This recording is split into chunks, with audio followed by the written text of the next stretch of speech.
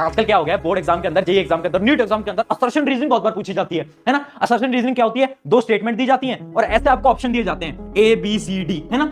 जिसमें A option तो ये होता है कि दोनों स्टेटमेंट सही हैं और जो असर्शन है और रीजन वो दोनों एक दूसरे से इंटर रिलेटेड हैं। दूसरा ऑप्शन ये होता है कि असर्शन रीजन दोनों सही हैं बट दोनों का आपसी में रिश्ता नहीं है, जो रीजन है वो उसका नहीं है। और सी और डी क्या होते हैं, असर्शन इज ट्रू और डी क्या होता है, असर्शन इज फॉल्स, है ना। आपने इन क्वेश्चन को सॉल्व करा होगा तो आपको पता होगा एबीसीडी ऑप्शन होता है। अब इसकी ट्रिक क्या है, इसकी ट्रिक ये है 80% क्वेश्चंस के अंदर आंसर हमेशा ए या बी में से होगा।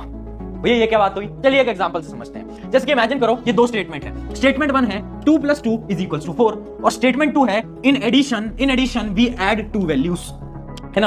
अब आपको पता है कि स्टेटमेंट 1 भी करेक्ट है, आपको पता है स्टेटमेंट 2 भी करेक्ट है ना। तो ऑब्वियसली बात है सी या डी में से तो कोई हो ही नहीं सकता, क्योंकि सी ऑप्शन क्या होता है, असर्शन गलत, और अपना डी ऑप्शन क्या होता है, रीजन गलत। तो भाई स्टेटमेंट तो दोनों सही है ना।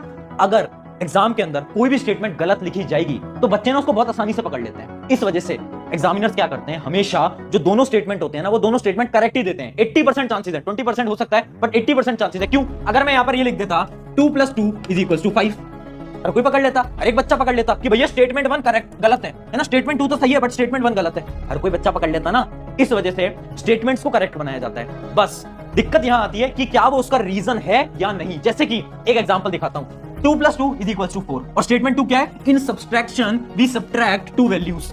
अब देखो स्टेटमेंट तो दोनों सही है बट क्या स्टेटमेंट 2 स्टेटमेंट 1 का रीजन है, क्या इसका रीजन है, नहीं है, क्योंकि यहां पर तो एडिशन हो रहा है, यहां सब्ट्रैक्शन हो रहा है, दोनों के बीच में कोई रिश्ता है, दोनों के बीच में कोई रिलेशन है, नहीं है। तो इसका क्या मतलब है, इसका आंसर क्या आएगा, ए आएगा या बी आएगा, बी आएगा। याद रखना असर्शन रीजन की शानदार टेक्निक, 80% आंसर ए या बी में से आने वाला है। सी या डी को कभी भी टिक मत करना। अगर आपको स्टेटमेंट दिख जाए कि ये स्टेटमेंट तो गलत है तो ही फिर सी या डी में से करना।